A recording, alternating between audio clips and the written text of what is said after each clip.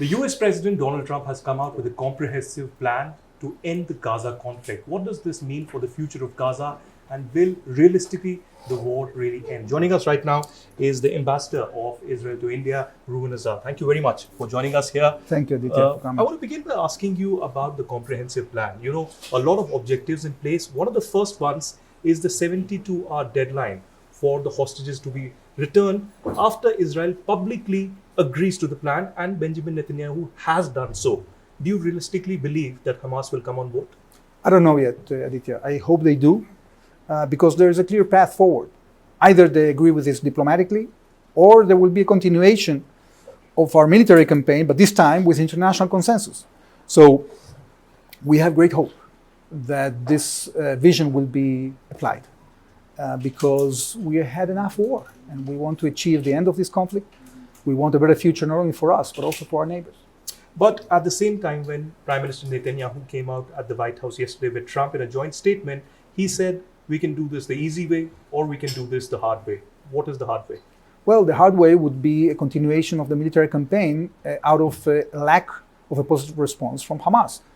What we have here now, Aditya, following this great breakthrough, is that finally, not only us and the Americans, but also the Arab world, the Muslim world, the international community, including Prime Minister Modi and many other countries, have joined this vision of stabilization, have joined this vision of getting back the hostages, getting rid of Hamas in the Gaza Strip, no role for Hamas in the future government, a program for de-radicalization of Gaza.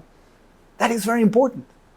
And that can actually create a realistic path for peace, and not an unrealistic one that we've been seeing in the past. We committed many mistakes in the past when we actually relinquished power without making sure that there is a reformed Palestinian government. Now we have a new chance. I hope that they grab the chance. Well, when I met Prime Minister Netanyahu last month in Jerusalem, he said that we are not going to occupy Gaza.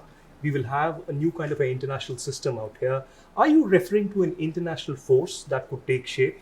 Along with the IDF, could you see Arab world and the Muslim countries also contribute? We heard the Indonesian president at the UN saying that he would be ready to give his force for this cooperation. So will there be a framework of a new alliance or a force that will take over Gaza, at least the security pattern there? Well, again, here we'll have to learn from past mistakes. We already had an observer force, a peace force in South Lebanon for 47 years, which completely failed and is going to actually be disbanded next year. We have to make sure that the international contribution to peace in Gaza is based on solid foundations. That would be a Palestinian self-rule that would actually get rid of terrorist elements, because nobody is going to fight terrorism for Israel or for the Palestinians. Any international assistance is not going to get there to fight Hamas. Hamas has to relinquish power as a precondition for a positive international role. The Palestinian self-rule model hasn't really worked in the past, at least in Gaza. We've seen the kind of violence that has erupted from time to time in the last 2 decades. But the question really now is about the deaths that have happened there. You know, hundreds and thousands of Palestinians, people in Gaza over the last 2 years have been killed. What will guarantee that the killings will stop now? Well, indeed, there has been a lot of suffering, Aditya, from the 7th of October, in which we suffered the greatest, the most atrocious attack since the Holocaust, to the result of this military conflict that has created a lot of suffering and a lot of dead people. We want to end that. This can end if the terrorist organizations are disbanded, if Gaza becomes a demilitarized zone, if the local forces in the Gaza Strip, there are already, by the way, at least 3 militias that are fighting Hamas in the Gaza Strip. We have to create a situation in which Palestinians themselves in Gaza are committed to building Gaza instead of fighting Israel. If that happens and this mindset changes, then the sky is the limit. We also heard the Prime Minister, in fact, express regret to the Qatari leadership. Was this necessary for them to come on board? Well, apparently, yes. Look, the Prime Minister was very clear that we didn't intend to hit any Qataris. There was unfortunately one Qatari guard that was killed during that operation. We targeted the Hamas leadership, but I think that we were comfortable to present this apology because Qatar actually is committed now to the vision of President Trump. Our sense was that before, the reason that we didn't have a plan that is agreed upon before is because instead of putting pressure on Hamas, the sense in Israel was that Qatar actually is pushing for a continued control of Hamas of the Gaza Strip and not the common goals that we have. So now that we are all united around the same goals, I think that it was more easy for us to present this apology. Well, Ambassador Azar, Prime Minister Narendra Modi has just tweeted, and he has said that he welcomes this comprehensive plan by US President Donald Trump. And if you can read, it says, the plan provides a viable pathway for long-term sustainable peace, security and development for the Palestinian and Israeli people, as also for the larger West Asian region. How do you see this statement? I think it's a great statement.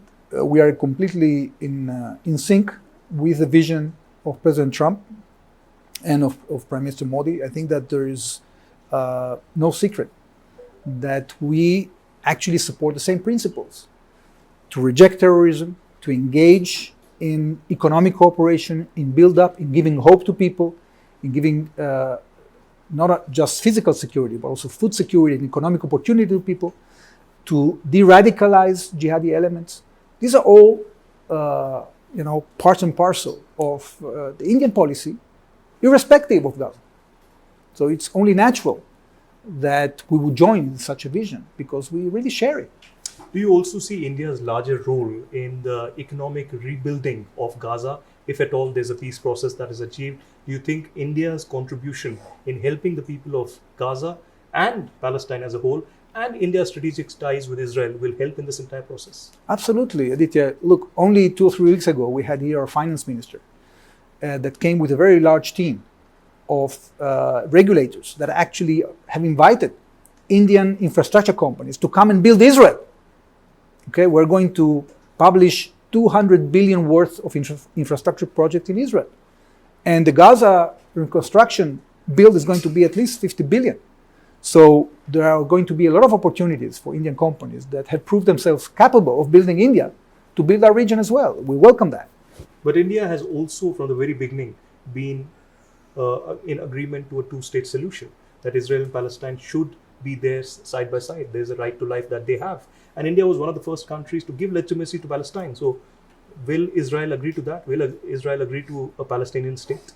Well, the gaps relay on realism versus theory. Okay? So even when you have a righteous cause, you have to create a realistic path to implement it.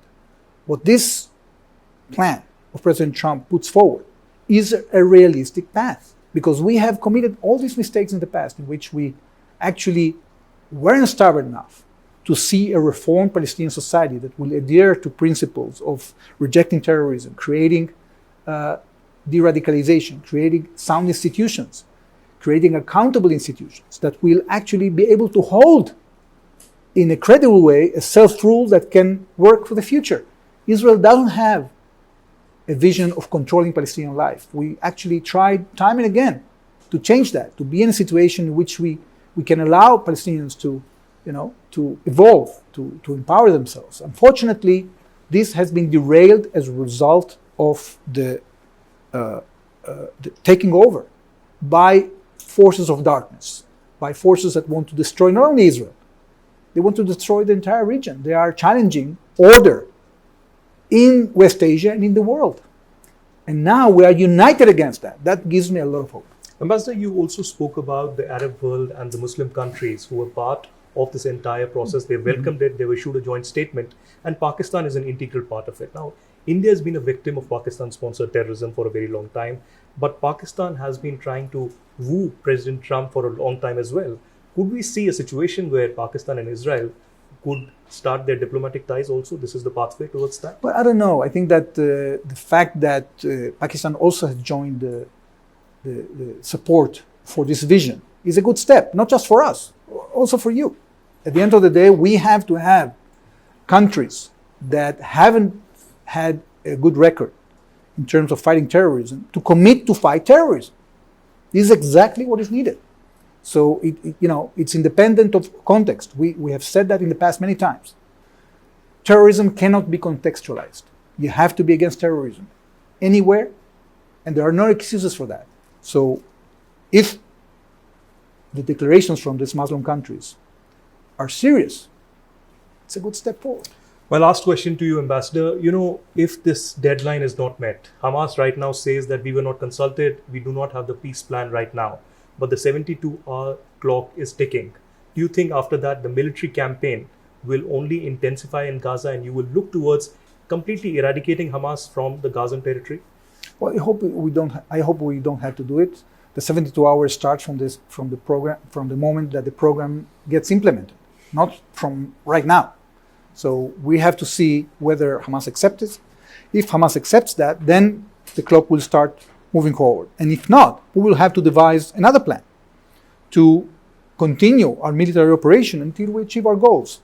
This is not a path we want to take, because it's going to risk the hostages, and it's going to include more bloodshed that we want to prevent. So the fact that we have a comprehensive plan, and it seems that some of the Arab countries are committed to put pressure on Hamas to accept it, is a good thing. I hope it works. Well, Ambassador, here's hoping the war ends, the killing cycle ends, and the hostages are returned. Thank you very much for joining us. Thank you, Aditya. Thank you very much.